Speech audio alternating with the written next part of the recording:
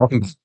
If you completed the last lesson, then you've already done one of the most important steps in your transition, turning inward to examine your skills, your strengths, and the tasks that actually energize you in your law enforcement career.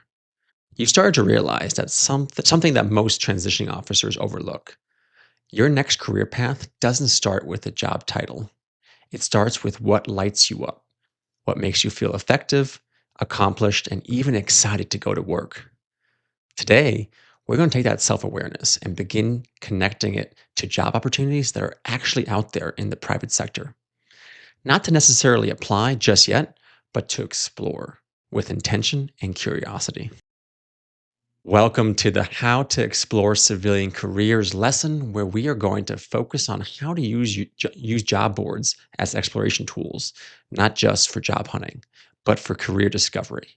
You'll learn how to use job boards even when you have no idea what job titles to search for, translate your interests into actual job opportunities, identify industries and trends that align with your strengths, track what piques your curiosity, and start building a list of possibilities that feel like a genuine fit. In the last lesson, you completed the first column of the Your Interests Worksheet. We're going to keep using that document in this lesson, so make sure you have it nearby. Let's start with step one of this career discovery exercise, choosing your job board. There are hundreds of job boards out there. Some are quite broad and general, while others are highly specialized. You don't need to limit yourself to just one. Try a few. Here are some of my top recommendations. LinkedIn. As you'll discover throughout this academy, I'm a big proponent of LinkedIn. It's a goldmine for networking and job exploration, even before you update your profile. Indeed, it covers nearly every industry and company size, with most organizations sharing many of their open roles on the platform. Glassdoor. Not only do many companies share job opportunities on this site, the platform also adds salary ranges and company culture insights, which we will discuss in a future lesson. Monster. This site has been around for quite some time, but is still a solid choice for some general career research and even for applying for job opportunities. USA Jobs. This is the go to for federal careers if you want to leverage your law enforcement background to get a career in the federal government. Cybersecjobs.com or clearancejobs.com. These are both excellent for cybersecurity roles and opportunities that require various levels of security clearances. We've included a downloadable job board directory in the resource section of this lesson. In this document, I have highlighted some of the most powerful job boards by industry. You'll find job boards for tech, logistics, education, finance, nonprofits, you name it. I encourage you to use this document and to find several job boards that best suit you and your needs. Okay, step two, search by interest, not by job titles. As I said in the last lesson, this is where many people get stuck. They think they need to know exactly what role they're looking for before they can even start looking. This can be incredibly difficult when one has spent decades in public safety and has very little private sector experience or knowledge. However, the great thing about many of these job boards is that they allow you to search by interests, tasks, and skills, and not only by job titles. Let's go back to your interest worksheet and pick one of the tasks, skills, or responsibilities you wrote down in column one. Let's say you wrote down firearms. Type that word into your job board of choice. I'm going to go ahead and use LinkedIn, but feel free to use whichever job board you like the most. For now, keep the location broad. I like to set it to the United States so that I can see every opportunity across the entire country. And then I'll type in the word firearms into the title, skills, or job or company search bar, and then hit search. Okay, great. On the left side of the screen, you will see a long list of jobs that have the word firearm listed either in the job title or somewhere in the job description.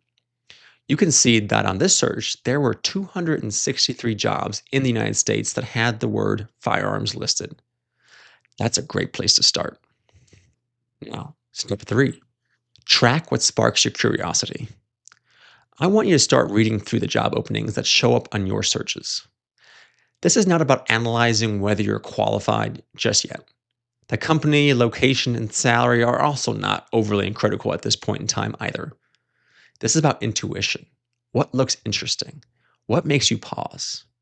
Quickly scan a few of the job openings and on your worksheet, jot down the job title. So if I pick this job here, I could write down firearms and tool mark examiner. The industry. If I clicked on the job company's link under the job title, it will take me to the company's page. Don't worry, we will talk about LinkedIn in the Rebrand Your Professional Identity module. But on this page, I can see that the company is in government administration. So I would write that down. Why the job opening caught your attention? I could write down that the roles involves critical investigations and firearms, two areas I am passionate about. Something as simple as that is just fine. Link to the listing. Copy the URL from the job opening and paste it into your Interests worksheet. This will allow you to easily find it again and maybe even apply for the role at a later time. Any recurring keywords or titles. Scan through the job title and the job description quickly and see what words stick out to you immediately. For this one, I instantly noticed things like firearms and examiner. And in the body of the job posting, I noticed ammunition was mentioned several times, analysis, and reconstruction. Try to write down 5 to 7 keywords that stand out to you. Remember, this list is your data. Over time, you'll start seeing trends. You'll notice certain roles or sectors show up time and again. Maybe they're in logistics or in corporate investigations or training and development or project management. Pay attention to the patterns. They're telling you something about your natural fit.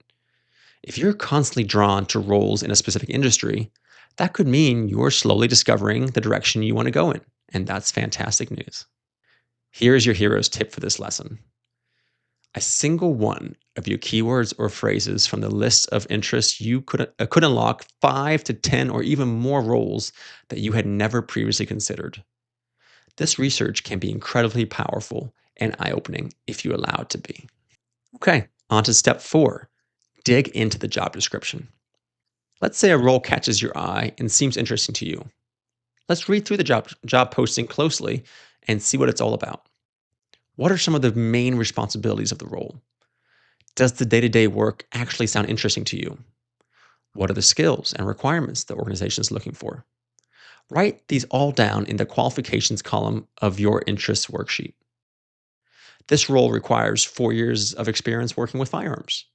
For a detective and firearms instructor, this requirement would probably be no issue.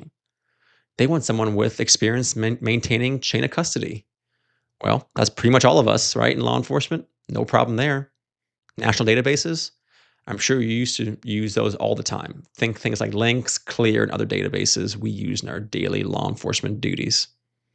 Next, look at any degree or certification requirements. Are they asking for something you could easily earn through a short course? Are you noticing that a formal degree is often required in the roles that most interest you? This is all very important information to gather now so that we can start working towards making you the most competitive candidate possible. How about soft skills that they're looking for? Things like leadership, time management, conflict resolution. Sound familiar? You've got all of those. By reading job postings that interest you, you'll start learning what soft skills are most sought after in your desired industry. We want to be sure that we highlight those in your resume, your cover letter, and your LinkedIn profile in the Rebrand Your Professional Identity module, which is coming up next. A lot of job descriptions are written in ways that make candidates second guess themselves. They describe the absolute dream candidate the company's looking for. Don't fall for that. As I'll mention again when it comes time to actually apply for jobs, I typically recommend candidates possess at least 70-ish% or so of the qualifications and skills companies are looking for when deciding whether it's worth applying to the job or not. So if you don't meet every single one of the requirements, it may still be worth applying. Companies often accept candidates who may be lacking in one area if they show great expertise in another. Don't let this research freak you out and think you're not qualified for anything.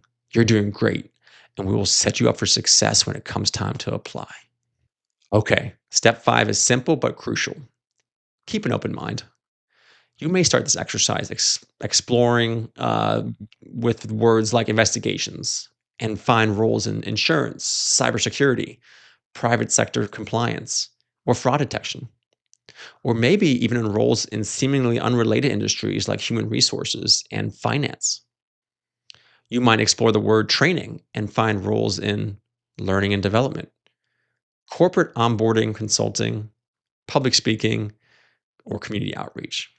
I've had former officers go into careers they never imagined, from tech sales and project management to nonprofit leadership and consulting.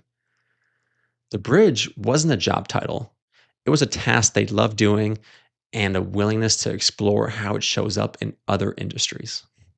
Let me give you a few examples from real clients I've worked with. Take Erica, a former detective from New York, now leads compliance investigations at a Fortune 500 bank. Javier, a canine officer, transitioned into logistics and now oversees high value cargo transportation. Samantha was once a background investigator for an agency right down the road from mine and now works in executive recruiting for a major tech firm in Northern Virginia. Tony, a patrol sergeant, became a training coordinator for a regional healthcare system. These roles aren't in a single industry, and for the most part, weren't in industries these candidates thought they'd end up in after law enforcement.